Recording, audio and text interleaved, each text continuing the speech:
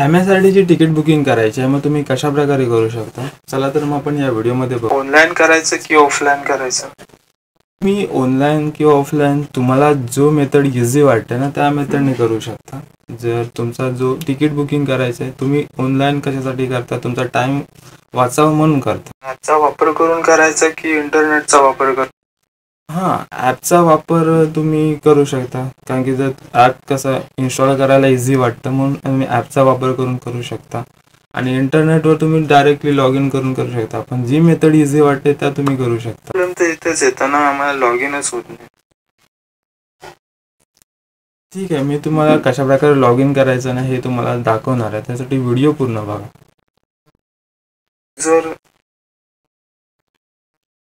हां, आणि ह्याच्यामध्ये कसे दोन प्रकार पडतात. तुम्ही जर ऑलरेडी लॉग इन कधी केला असाल आणि तुम्हाला लॉग इनच करता येत नाही, आणि जर तुम्ही नवीन युजर असाल तर तुम्हाला खाली एक लॉग इनचं ऑप्शन येतं, त्यावर क्लिक करा, लॉग इन होणार आहे.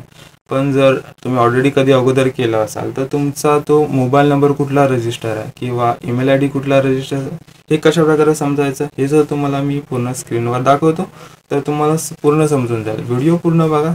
तो आणि जो ऑलरेडी जुना माझा ऑलरेडी नंबर रजिस्टर असेल तर? हां, मी तेच समजवतो तुम्हाला. ओके, चालेल. सर्वांकडे MSRTचा ॲप असतो आणि म्हणून सर्वात जास्त लोक MSRT मधूनच करतात.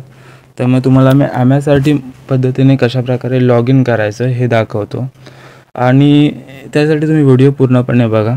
आता तुम्ही बघू शकता की जसं मी ॲप ओपन केला आहे, माझं रजिस्ट्रेशन काय नाही आहे. आणि जर नवीन असाल तर तुम्ही बघू शकता की क्रिएट अकाउंटवर जसे क्लिक केल्यानंतरला तुम्हाला ऑप्शन येतात. Enter mobile number, male, female, address, gender जे पण टाकायचं तुम्ही टाकू शकता. त्याचबरोबर birth date, email I D, mobile number, password आणि कन्फर्म रजिस्ट्रेशनवर क्लिक करून तुम्ही बॅक येऊन तुम्ही इकडे ईमेल आय डी, पासवर्ड टाकून लॉग इन करू शकता. पण आता तुम्ही जर ऑलरेडी लॉग इन केलं आहे आणि आता तुम्हाला हे माहिती नाही की तुमचा मोबाईल नंबर कुठला रजिस्टर आहे, पण तुम्ही आता ईमेल आय डीने कशा प्रकारे करायचं? आता तुम्ही बघू शकता की तुम्ही जसं फॉरगेट करता तर त्याला तुम्हाला इथे गरज लागते, ती म्हणजे इंटर ईमेल आय डी. पण आता तुमच्याकडे ईमेल आय डीच नाही आहे तर त्याच्यासाठी तुम्हाला काय करायचं आहे? चला तुम्ही पूर्णपणे बघा तर समजेल.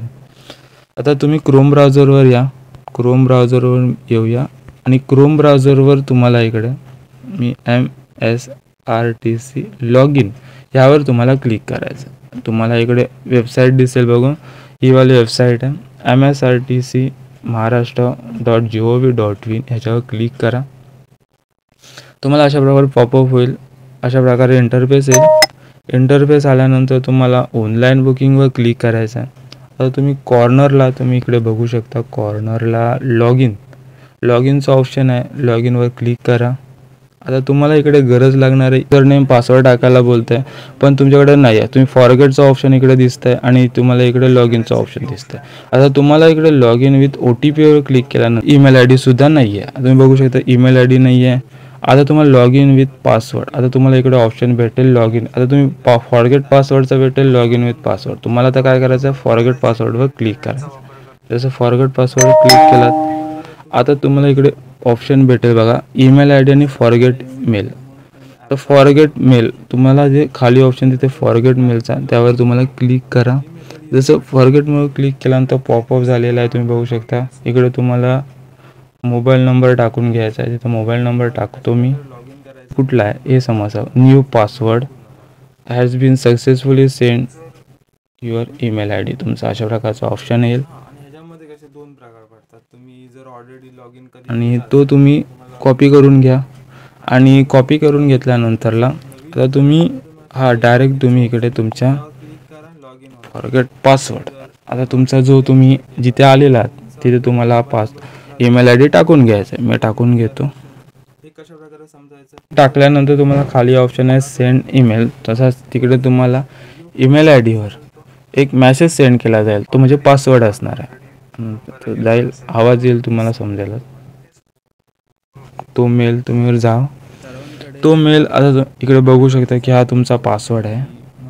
अशा प्रकारे तुम्हाला सुद्धा येईल. तर तुम्ही कॉपी करून घ्या तुमच्या ईमेल आय डीवर आणि जस्ट तुम्ही इकडे तुमचा ईमेल आय डी परत टाकायचा ऑप्शन आलेला आहे आणि इकडे पासवर्ड. मी पहिला पासवर्ड टाकून घेतो.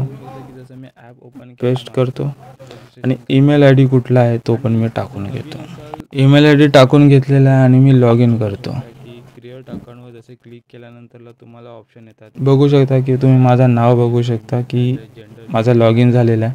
आता तुम्हाला दाखवण्यासाठी माझं तिकीट आहे, ही अगोदरच्या तिकिटी आहेत, तुम्ही बघू शकता. म्हणजे तुम्ही अशा प्रकारे करू शकता.